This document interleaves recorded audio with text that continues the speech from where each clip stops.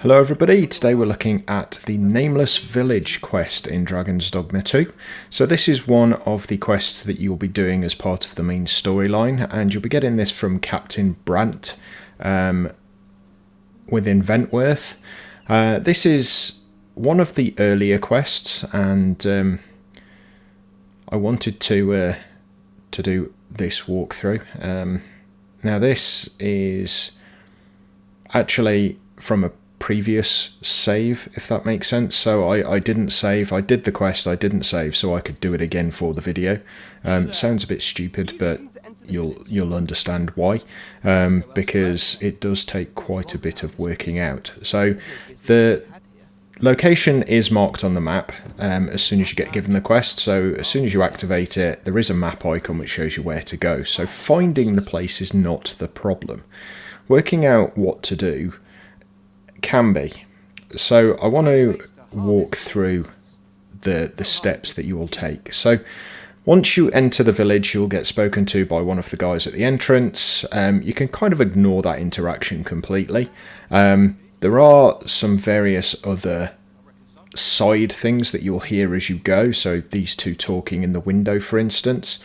They don't really give you much of an indication, but they do give the impression they know who you are, which at this time in the game is quite odd because most people think that the Arisen is the king. So it's a bit of an odd one. It is kind of explained later, but yeah, when you're first walking around the town, it does seem a little bit weird. Okay. There's various different buildings that you can look at, and there is this guy on the corner who, as you go past, will stop you. Now, this is kind of a red herring, and the reason I say that is because actually going to talk to the guy at the top of the hill does nothing. I say it does nothing. It does do something, but not to advance the quest. So we will go up there just so you can see exactly what that's for. So ignore the two at the doorway, they actually don't do anything. And there is a gentleman inside that you can speak to. Now, speaking to him is actually unlocking some skills, and they're unlocking skills if you are of the thief vocation. So this is actually a thief town, which you find out during this conversation. So he is actually the thief meister, so he will give you the top thief skill that you can possibly get. There are actually two in this location, and we'll get the other one later. So I'm not going to like 100% skip all of the text on the screen, so you can read it, and if you're not quite fast enough you can always pause it, but as I say, this isn't relevant to the actual mission or quest at all.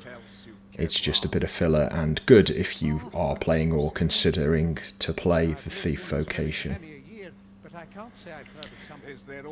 So you can ask all of the people in the town about the full sovereign Arthur. Now I do find that quite funny. Arthur is obviously King Arthur of Arthurian legend, so it's funny that they've put the false king as having that name.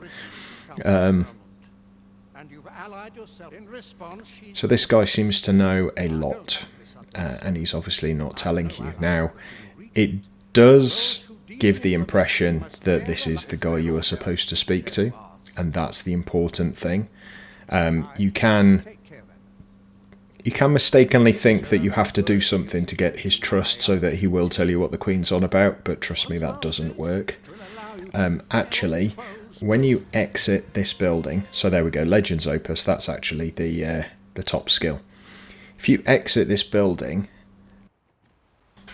if we head across to the right, so this is actually to the right of the building I've just come to, there's a hole here. The reason there was a little bit of a break is I actually went down the hill and stayed at the inn because I wanted to level up my pawn, and I didn't need to put that in this video. Right, once we've got into this hole, your pawns have to be left behind, unfortunately, but As you can see, it's a cavern full of traps, which is lovely.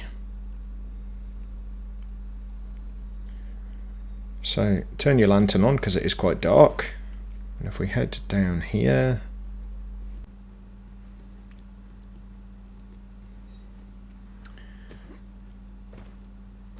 don't worry, there's not a drop long enough to actually hurt yourself. So the ladder is just so you can get back out if you fall off, which I just did.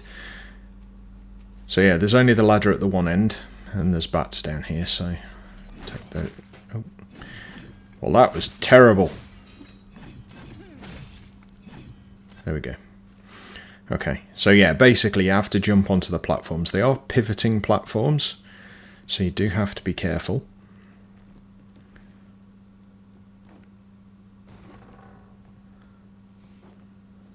Now luckily this one's not too bad, and there is a ladder at the end. Always knock that down. Means you don't have to do it again if ever you need to come back here. I don't think you ever do need to come back here, but... So, there's two paths. There's this one, which you need to go to, and then there's this one. Now, if you're a mage, there is actually a chest across the other side of a gap. But I'm not a mage. So, there's So I've just killed those things in the bottom.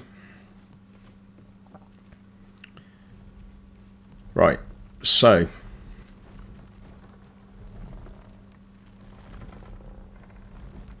it's all about timing, and of course because they tip you have to be a bit careful, so end up running backwards and forwards a little bit. Try and jump onto the centre of this one because it gives you more time, then tilt it back, run, and you can just about make it. And then again, remember to drop the ladder down.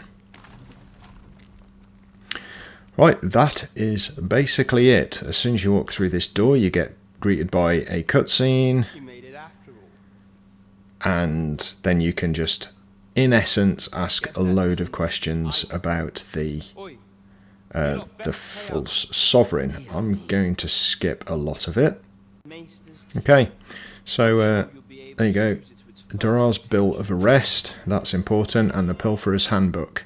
So, a Pilferer's Handbook is obviously something to do with the thief vocation, but the Durar's letter, warrant of arrest, or whatever it was called, that's the important thing that you need to keep.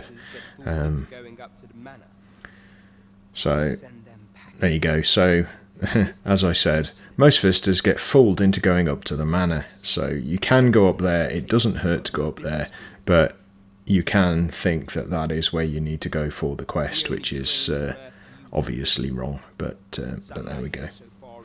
So there's a few more things you can do here. He's obviously got a fair amount to say. And then you can basically make your way out. Now, rather than coming back the way you came in, through that, you can do, that's not a problem, but if you come through the side door, there's a load of chests with a load of stuff in, including a fair amount of gold, so we'll make sure we get all of those. Pelt flares are obviously some very good thief vocation weapons. Oh, middle one. Wow, I really could not line myself up with that, could I?